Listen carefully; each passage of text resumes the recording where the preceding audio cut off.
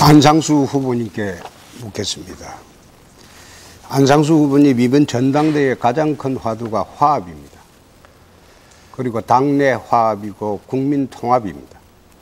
그런데 안상수 후보님도 가장 큰 화두로 내세우셨습니다. 그런데 97년 7월 9일자 조선중앙일보를 보면 안상수 후보님께서 그 당시에 신한국당 국회의원을 하실 때 그 옆집에 개가 짖는다고 개를 옆집을 상대로 소송을 냈습니다.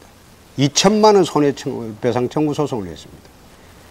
자기 지역구의 옆집 사람과도 개소리 때문에 화합 못하는 분이 어떻게 당내 화합, 국민 통합을 하시겠다는 건지 답변해 주시기 바랍니다.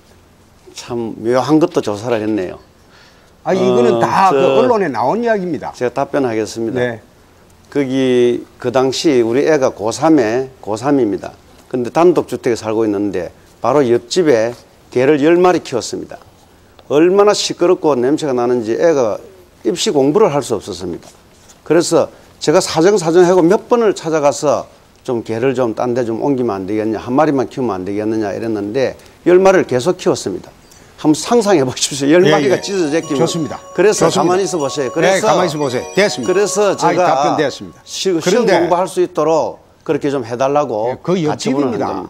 자기 지역구 사는 옆집과 이야기도 안 되는 분이 어떻게 당내 화합입니까? 그리고 여기에 10마리라고 했는데 정확하게는 진돗개 1마리, 새파트 2마리, 그리고 새끼 2마리입니다.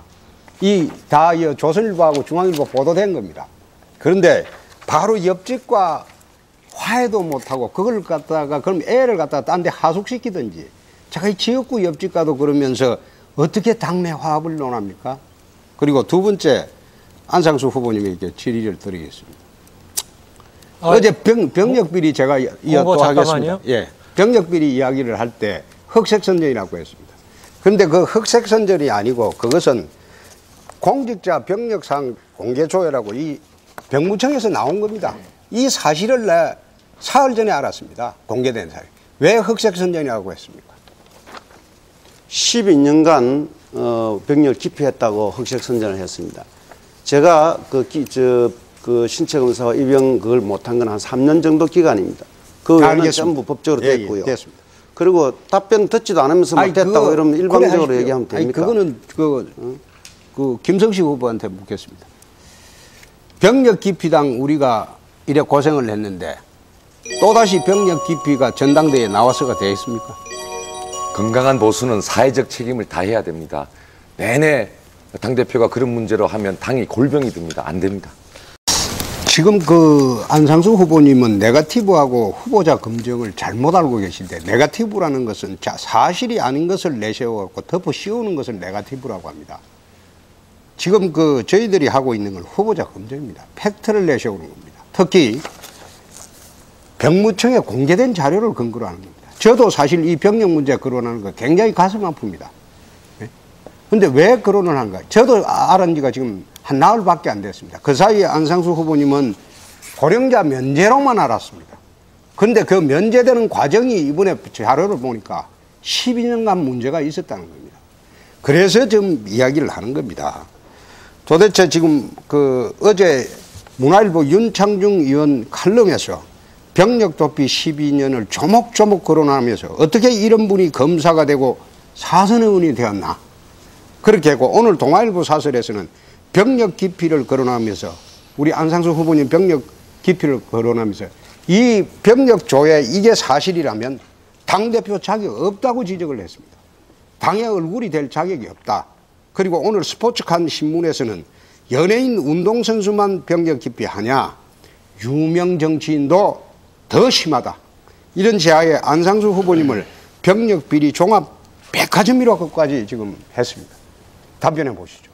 병력을 기피했으면 제가 검사로서 임명이 됐겠습니까? 기본적인 사실조차도 박정희 정권 시절에 병력을 기피했다면 절대 검사로 임명될 수 없습니다. 좋습니다. 지금 어제도 그럼 국회의원 사실을 제가 답변을 좀 하게 해주십시오. 12년간 뭐 기피했다고 어제 막 그렇게 말씀을 하셨는데 제가 12년간 기피한 적이 없습니다. 그런데 기피했다고 허위 사실을 막 얘기하고 이 텔레비 앞에서 말이죠. 그렇게 공격을 했습니다.